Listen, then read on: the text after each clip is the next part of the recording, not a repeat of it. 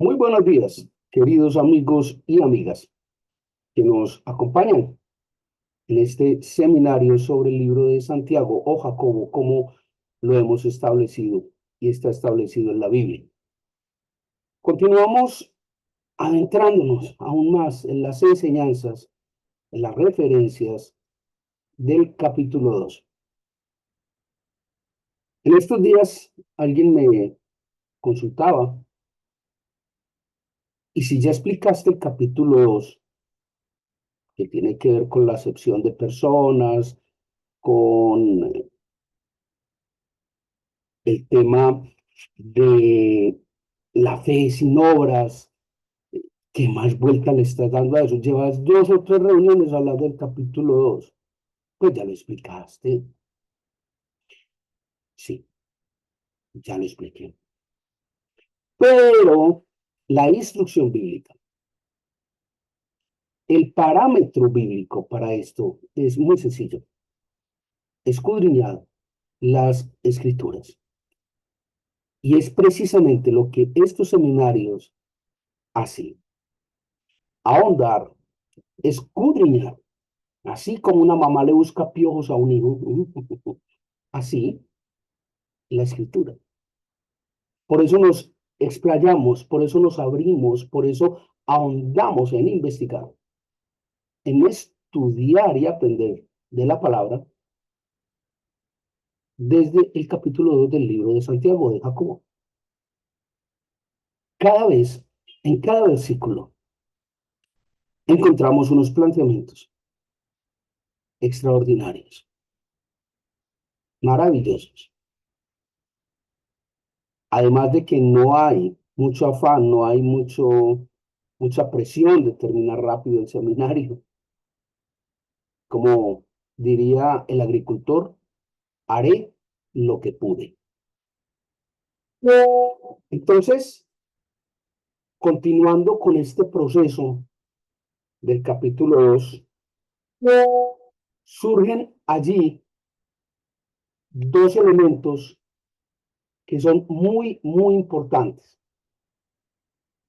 y que tienen que ver con con este primer enfoque de la acepción eh, de personas y que tiene que ver básicamente con la acepción desde el punto de vista de los ricos y de los pobres, que es en lo que hace particularmente énfasis este capítulo 2 de, de Santiago. Y es importante ahondar, escudriñar, entrar allí para ver qué es lo que realmente nos está diciendo este capítulo 2. Allí en el versículo 5 al 7 de ese capítulo 2 se da un especial énfasis a la acepción del pobre. Eso es el quid de todo este asunto. Y surgiría entonces una pregunta que es fundamental dar respuesta a través de esta explicación, y es si Dios prefiere al pobre sobre el rico, como lo establece entre otras cosas Lucas, ahí en el capítulo 1, en el versículo 52, o lo establece el mismo Marcos en el capítulo 10, en el versículo 27. Entonces, ¿por qué los hombres, por qué los seres humanos actuamos distinto? ¿Por qué haríamos algo así? Es una pregunta bien interesante. Y ojo, y aquí sale un corolario muy interesante. El primero es que ser rico no necesariamente implica no ser salvo o no ser acepto por Dios. Y a la vez conversa. Ser pobre no es garantía ni sinónimo de ser salvo o ser acepto por Dios. Ojo, con esas dos cosas. Eso no es lo que quiere decir la palabra, eso no es lo que está allí escrito. De hecho, hay ejemplos muy claros en la Biblia de personas que fueron muy adineradas y sin embargo fueron salvos, fueron aceptos por Dios a través de Cristo. ¿Como quiénes? Ave María, está José de Arimatea, está Saqueo, está Nicodemo, está Bernabé, personas de las que se dice en la Biblia eran personas muy adineradas y sin embargo alcanzaron el favor de Dios. Luego, ser rico no es sinónimo de estar podrido para el reino de los cielos, ni tampoco ser pobre es sinónimo de ser salvo y recibir el beneficio de Dios. Ojo. Entonces, creo que es importante extendernos un poco en esto. Realmente, la conclusión es supremamente clara. ¿Quiénes son aceptos en el reino de los cielos? ¿Quiénes son aceptos a la obra de Dios? ¿Quiénes son los que pasan en salvación? Muy sencillo. Toda la Biblia establece que únicamente aquellos que se han aferrado al pacto con Dios en Cristo, en la fe, ellos van a ser los que serán salvos. Ellos serán los que son aceptos en el reino de los cielos. Extraordinario. Ahora bien, todo esto es una promesa establecida por Dios a través de Cristo. Y es una promesa extraordinaria. Es una promesa que tiene fundamento en dos elementos. El primero de ellos es el quebrantamiento y el segundo de ellos es la humildad. Lo encontramos allí en el libro de Mateo, Evangelio de Mateo, en el capítulo 5, en el versículo 3. Esos son los dos elementos que permiten al hombre ser acepto en el reino de los cielos. ¿Me hago entender? Es extraordinario. El quebrantamiento y la humildad.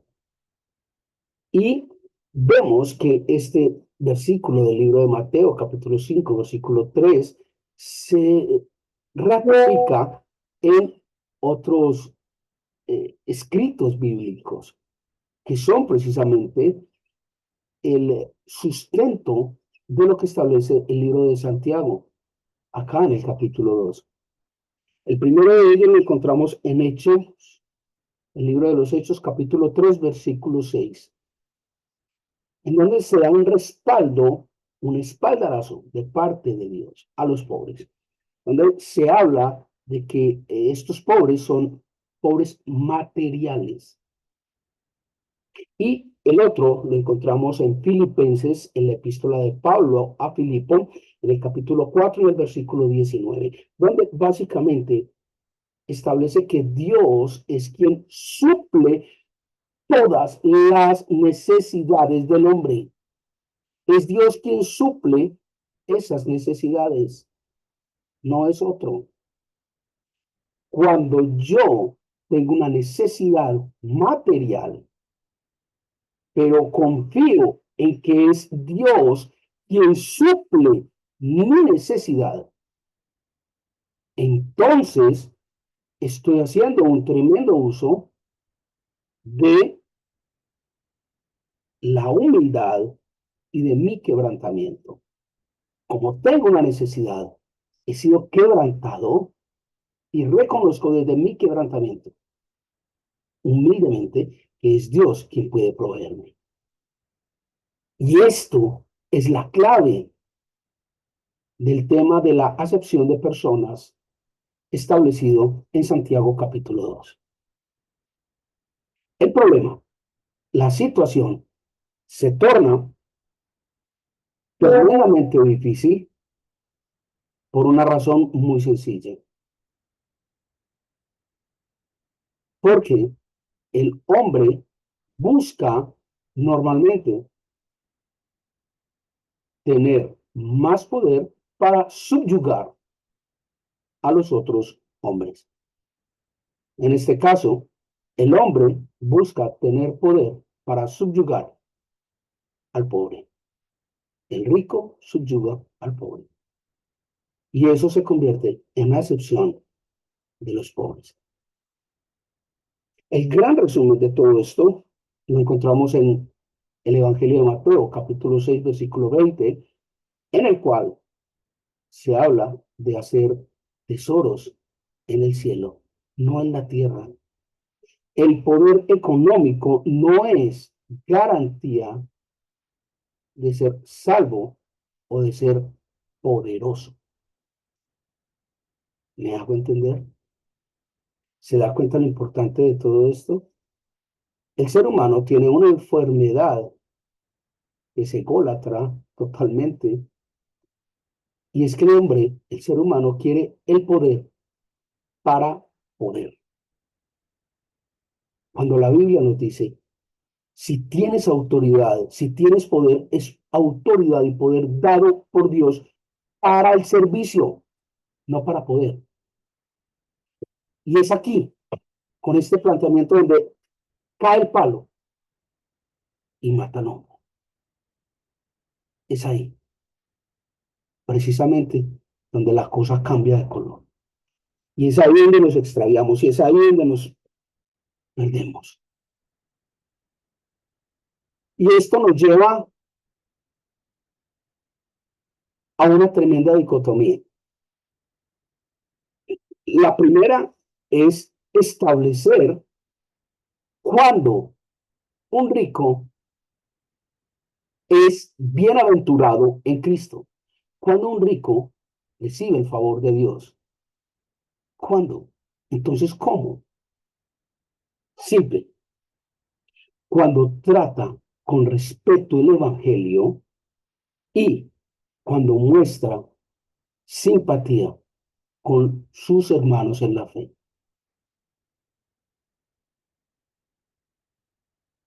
Cuando un rico entiende, respeta, valora y practica el Evangelio de Dios, eso lo lleva a tratar a sus semejantes en fe, a los demás hermanos, en igualdad. Y la otra parte, les decía que era una dicotomía, es, si eso es así, ¿cuáles serían esas faltas, esos pecados tan graves que comete el rico, que no le permiten recibir el favor de Dios? Tremenda dicotomía. La primera, cuando un rico puede recibir el favor de Dios. Y segundo, si es rico, ¿por qué no recibe el favor de Dios? ¿Cuál es el problema? Sencillo. El rico tiene la muy marcada tendencia a cometer tres faltas graves o tres errores catastróficos o tres pecados. ¿Cuáles son esos pecados? ¿Cuáles son esas tres faltas graves que el rico se ve tremendamente vulnerable ante ellas para cometerlas? El primero es la opresión. Al rico, por su condición, le gusta oprimir al pobre. ¿Quién creyera? Por eso, muchas personas que tienen carros grandes, tienen carros opulentos y costosos, y le tiran el carro a los demás, a los peatones, a los que no tienen un carro igual al mío. Eso además de ser una falta de respeto, además de ser un atentado, además de ser una vulgaridad, es una forma de opresión. Es una forma de mostrarle a los demás que yo puedo y tengo, y usted no. Quite chino, quite de ti esto que aquí voy yo. ¿Se da cuenta? Cuando la persona que llega elegantemente vestida, cuando el que llega como un postrecito, y la atención a este está por encima de la atención del que no llega así. Esto solo para evidenciar algunos elementos de nuestra cultura y de nuestra idiosincrasia, que repito, como en otras veces es desastrosa. Aplique eso a su vida como creyente en Dios. Son muchos, son varios los pastores que tienen predilección por aquellos que diezman más duro que otros. Qué vulgaridad. Y lo hacen en el nombre de Dios. No, a que a todos se les trata igual. ¿En serio? Ok, lo que tú digas. El rico cada vez quiere ser más rico. Y eso lleva a que el pobre cada vez sea más pobre. ¿Y por qué querría el rico cada vez ser más rico? Porque en la cultura y en la naturaleza del hombre, ser rico es sinónimo de poder. Y al hombre le gusta el poder. Al ser humano le gusta el poder per se. No le gusta el poder que depende de otro. Le gusta su poder. Y la Biblia lo que nos dice es, usted es poderoso en Cristo. Usted todo lo puede en Cristo. Usted es enorme en Cristo, no en usted. Y eso al hombre le incomoda. Eso estorba. Eso duele.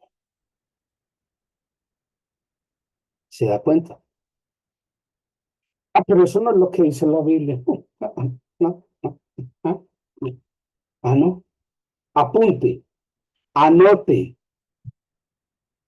memorice. Solo por citar de algunos. Deuteronomio 24:14. Amós 4:1. Ezequiel 22 del 6 al 7. Oseas capítulo 12 versículo 7. A ver si eso no es lo que dice la Biblia. Y por supuesto, Santiago 2.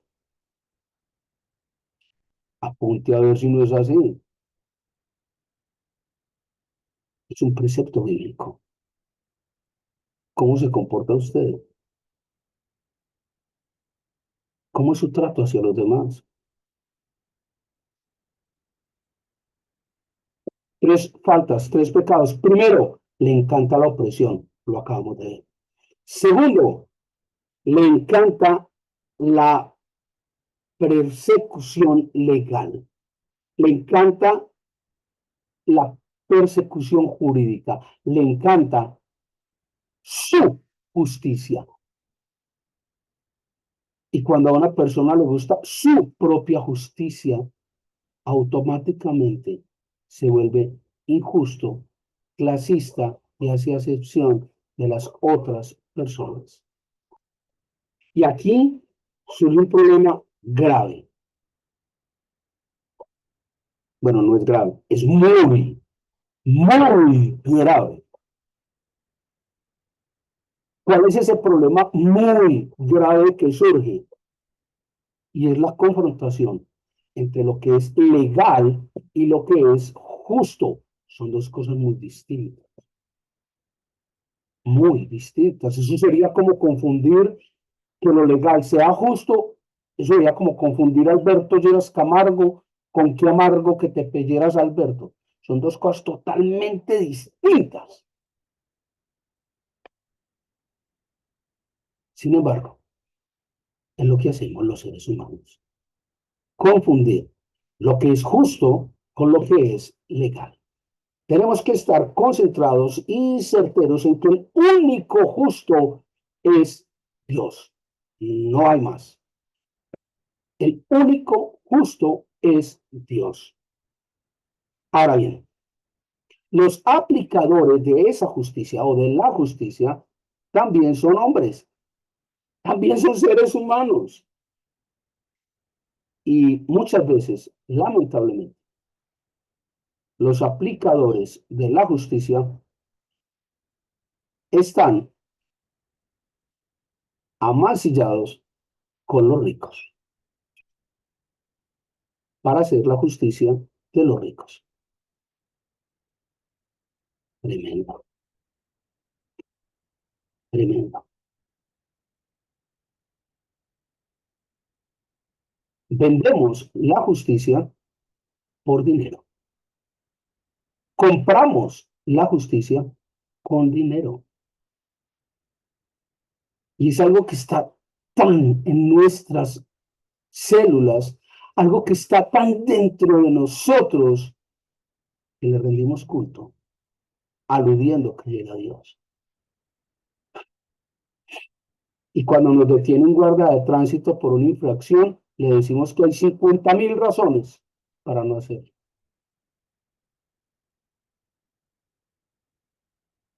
O como decían algunos abuelos, hay que untarles la mano. Todos ganamos. Eso es justicia. ¿En serio? Es el planteamiento más estúpido que pueda haber. Es el planteamiento más ridículo que pueda haber. ¿Cómo puede una persona decir que cree en Dios cuando pretende hacer justicia en su beneficio y por su mano?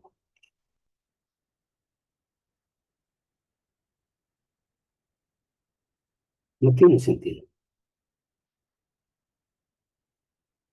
A usted, como creyente, le corresponde si la justicia que usted quiere en su vida es la del hombre o es la de Dios.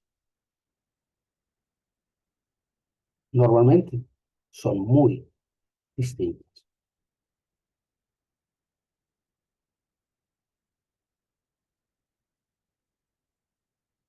La justicia de Dios para con sus hijos es una justicia en misericordia. La justicia del hombre para con sus semejantes es una justicia de conveniencia al mejor postor.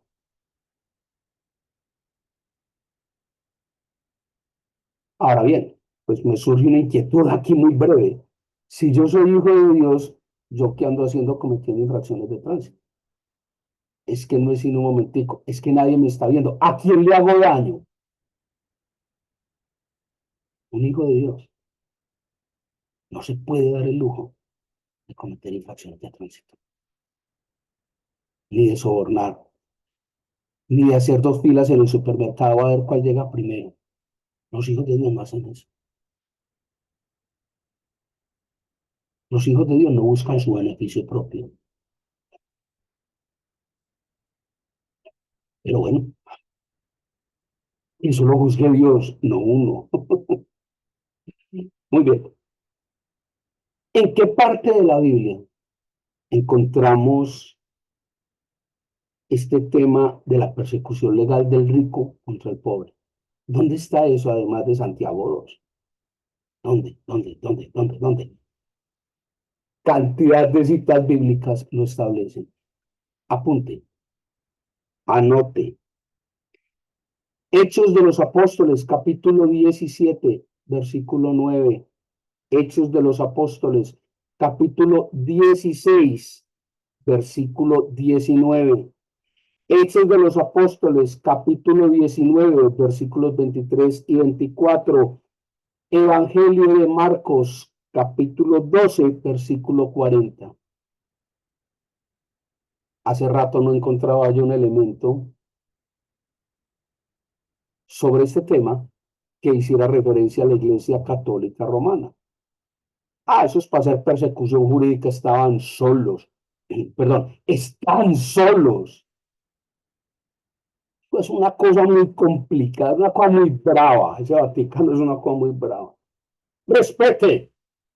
Ok, pero no creo que esté respetando a nadie. ¿Usted sabe qué pasaba entre los años 1500, 1700? ¿Sabe qué hacía? El papado acusaba de brujería a las personas solo para quitarle sus propiedades y adquirir más poder económico. ¿De dónde sacó eso? Le invito a que estudie un poquito de historia de la Iglesia Católica Romana y que averigüe quién era Catalina de Medici. ¿Quiénes eran los Medici? Ok, averigüe quiénes eran los Borgia en el 1500, 1400. Averigüe quién era el Papa Alejandro I de los Borgia. Y peor aún, averigüe quién fue Juan Pablo II, por qué murió Juan Pablo I. Averigüe quién es Bergoglio y cuáles son sus negocios y sus cosas. Y se da cuenta que es una persecución jurídica y legal. Amañada. En nombre de Dios. Vicarious File Dei. Wow, qué fuerte. Y eso nos lleva al tercer elemento, al tercer pecado, a la tercer falta del rico. De por qué el rico no es acepto. Falta número uno. ¿Cuál es? La opresión al pobre. Falta número dos, la persecución jurídica o legal, la aplicación de justicia a la mano. Falta número tres, la blasfemia. El rico acostumbra a blasfemar. ¿Por qué? Porque es feliz haciendo cosas en nombre de Dios, pero contra Dios.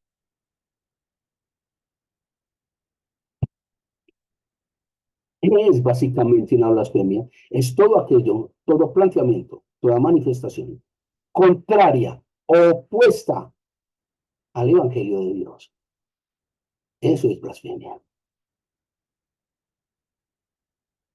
Aquí hay un problema de fondo delicado, y es que el pobre, por su condición de pobre, es tremendamente manipulable. Y el rico, por su condición de rico, es tremendamente manipulador.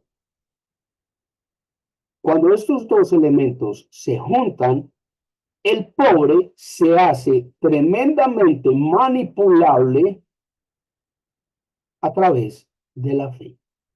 Y surge la blasfemia. ¿Lo ve? Y eso era de lo que hablábamos hace un momento respecto de la Iglesia Católica Romana o el Vaticano.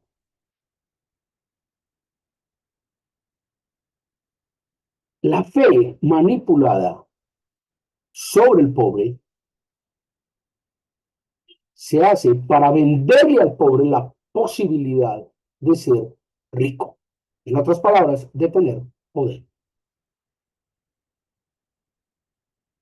Grave, muy grave.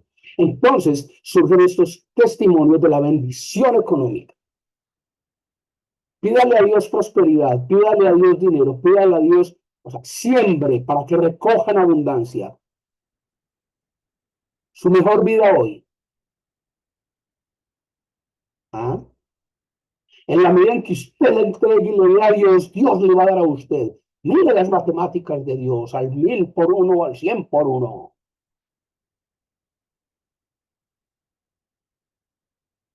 ¿En serio? Yo no creo, yo no creo. La verdad no creo. Y como sustento de este planteamiento de la blasfemia, invito a que mire el libro de Hechos de los Apóstoles en el capítulo 17, en el versículo 5. Asimismo, le invito a que mire el Evangelio de Lucas, capítulo 4, versículo 18. Que ese versículo estorba, molesta al rico. ¿Por qué? Porque es una garantía que Dios le da sobre el pobre. Liberen a los pobres, apóyenlos. Y al rico le incomoda cuando alguien llega a ser más rico que él. Tremendo. Le invito a que lea Mateo 27, versículo 41 y 42, que habla de que en el Sanedrín, de todo el grupo que era el Sanedrín, que era un grupo bastante amplio de personas, ¿cuántos apoyaron, cuántos respaldaron la labor de Cristo? ¿Cuántos? Dos. Solo dos. Nicodemo y José de Arimatea. Nadie más. De todos los que componían el Sanedrín, solo dos respaldaron a Jesucristo. Y lo hicieron muy discretamente, sin hacer mucha bulla. ¿Por qué? Investigue un poco. Nicodemo y José de Arimatea. Tremendo, tremendo todo este tema de Santiago capítulo 2. Creo que hemos aprendido mucho. Si el Señor nos lo permite, nos estaremos viendo el próximo martes, reflexionando sobre el Salmo 144. Y con la venia y la ayuda del Señor, el próximo jueves seguiremos ahondando sobre el capítulo 2 del libro de Santiago.